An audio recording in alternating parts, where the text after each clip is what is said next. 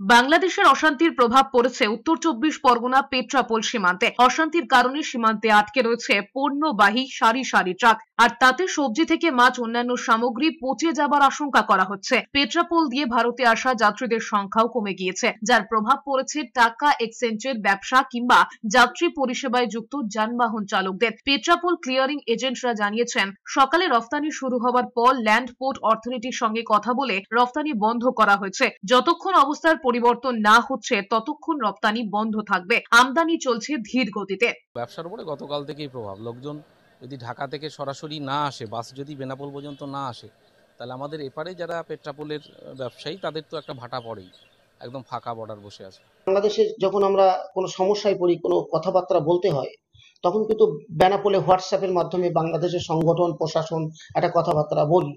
কিন্তু এখন যে সমস্যা বা আশঙ্কা, আমরা সেই সুযোগটা হারিয়ে ফেলেছি। বেনাপোলের লিঙ্কের কোনো যোগাযোগের সমস্যা তৈরি হয়েছে, সেই জন্য বেনাপোলের কোনো লোকের সঙ্গে, কোনো আধিকারিক বা কোনো সংগঠনের নেতৃত্বের সঙ্গে আমরা কিন্তু কথা বলতে পারছি না।